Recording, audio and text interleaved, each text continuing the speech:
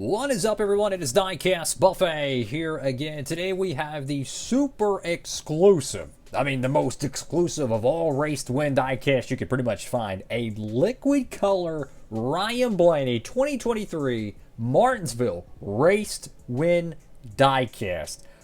I have never seen anything like this before. A liquid color race to win. Have they ever done this before in 164? I can't even remember. So, without further ado, let's go ahead and check out this diecast. Alrighty, folks. Right off the good old basin, let's dive into today's diecast review. This is a exclusive diecast of the 2024 Advent Calendar set.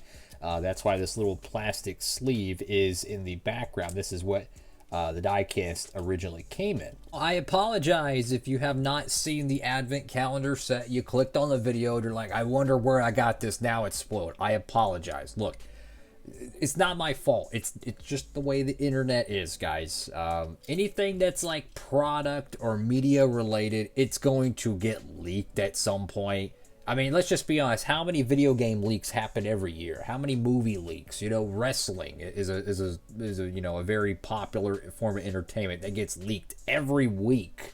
You figure out who's going to win before the matches even happen. So, my point is that please don't believe any bad comments. Anyways, you can leave whatever you want. I love y'all no matter what. So let's dive into today's diecast review. So this is the Martinsville race to win.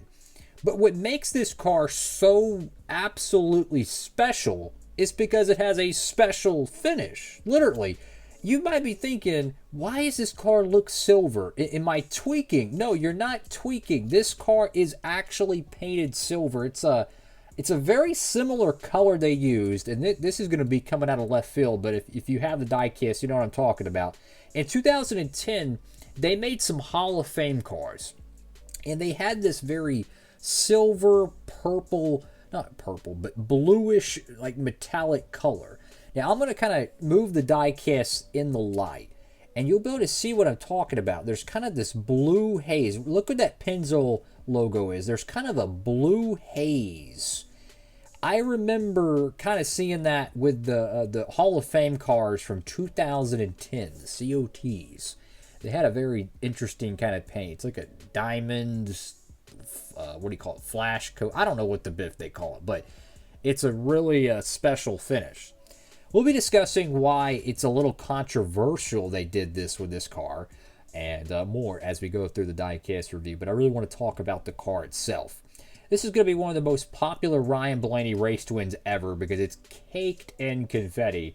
You had the playoff banner, or what's left of it, because it's caked in that purple, white, and black confetti. This was a Xfinity sponsored race. I think it's the Xfinity 500, so they're purple and white and black. So you're naturally going to get a confetti palette that looks like that.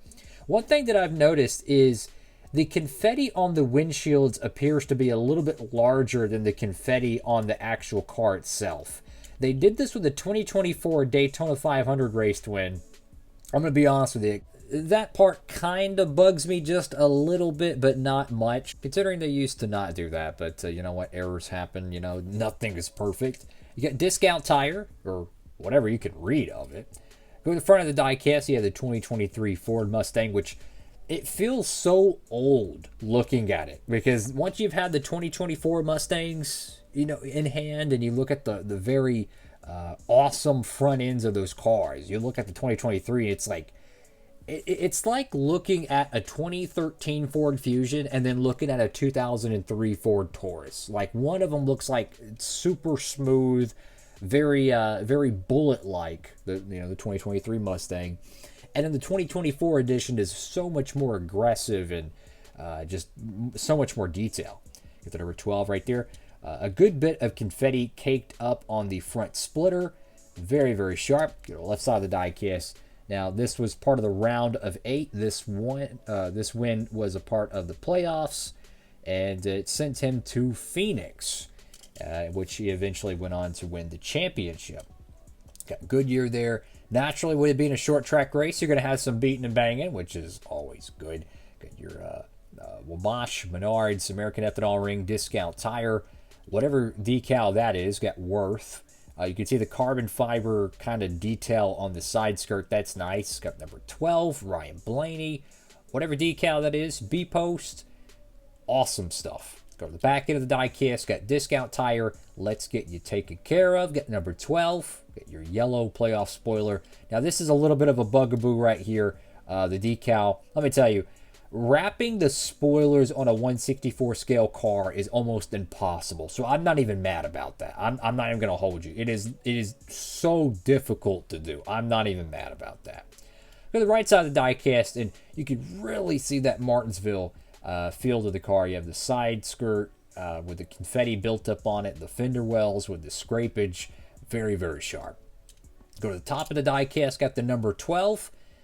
Which is surprising. There is no box cutout. Usually with these very heavy confetti die casts, you'll see a square or something cut out where they had a little box they put on top of the car, the race sponsor or like a Powerade something, whatever Biff, sponsor logo they have as they climb out of the car and start hooting and hollering. Surprisingly, they didn't have that. With the back window, whatever you can read of it, that is. And I honestly could not tell you what sponsor is on the deck lid. I can't even see it. So there might not be any sponsor there, but I couldn't even tell you. And then you have a little bit of a built-up of the sponsors on the rear spoiler, which looks very, very sharp. So I talked about this earlier in the video. And first, thank you for tuning in. But the reason why this car is controversial is a lot of people really wanted this car. But apparently not enough people pre-ordered. They canceled the car. Now, what's quirky about that is Ryan Blaney won the championship in 2023, right? So he's very popular, wins the championship, X, Y, and Z. But I have kind of a theory about this car and why it might not be so controversial after all. If this diecast only gets made in the Advent calendar set, there's no winter circle release. There's no clean release. And the only edition of this car officially made is the liquid color one.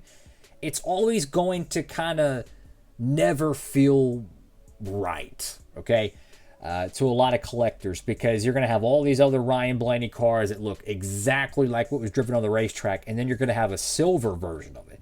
Some people are going to love the fact that it's a liquid color. Some people are not. But this is why I haven't kind of really said this is the only way this car is ever going to get made. And here's why. If they release the standard, the gloss white paint job edition of the car, the non-liquid color edition of it, in the winter circle line, then guess what? All is good, right? Because then this just becomes a super, super exclusive that was only available in the Advent calendar set. And then the normal raced win from the Martinsville is available in the winter circle line. However, we've already seen, 1 or 2 waves in 2024 with the NASCAR Authentics line. The waves look legit. And if that's the case, that they're just going forward and they're not doing any 2023 wins except for, the Ross Chastain Martinsville, or not Martinsville, but the Phoenix win and stuff like that. If that was the final of all the 2023 wins, this car will be the only edition of this car that ever officially got made. That's gonna bug a lot of collectors. But if some reason, wave 3, wave 4 of the 2024 line, they kind of sneak in this Ryan Blaney 2023, I don't think anyone's gonna be mad about that, because they want the non-liquid color edition of this car. So time will tell. If you're watching this video in 2026 or something, then you'll be like, okay, well, you were clearly wrong. You're an idiot. That's fine. That's not the first time I've been told that, but always stay humble. But yeah, that's kind of where I'm at with this car. Is I want to see if they are going to put it in the winter circle line, the retail line, the $9 line. If they do, that's great. Okay, because then you have the option of having the standard one, and then you have the Advent calendar exclusive. If they don't, this car is never going to truly feel like the raced win edition because it's the incorrect paint code. It reminds me, in short, and I'll end the video on this, of the 2022 Alex Bowman Las Vegas win, when the paint for it was completely inaccurate. The car was just a normal gloss white paint job. But the 164 release of the car, the white paint looked so yellow, it was insane. Like, I can't even believe it got made. It looked like it was in a marble shack for a month. So that diecast never felt like a true race to win car because it was so inaccurate to the real thing. So time will tell with this Ryan Blaney exclusive, but hopefully they do somehow squeeze it into the winner circle line or an exclusive promo, something, because it deserves to be made with the normal paint code with it, and then they can, you could have both editions of the car. That is all for now. Thank you all so much for watching the video. Make sure to like, comment, and subscribe. Hope you're having a blessed one. Nonetheless, though, this is an incredible race to win diecast. I mean, you can just see all the confetti on it. A Ryan Blaney collector is going to love this car. Absolutely, man. A ton of detail, a ton of race wear. The car looks great, though, with the silver. Honestly, I think the Discount Tire Silver would be a cool alternate paint scheme to run once in a while. But that is all for now. Diecastbuffet signing off.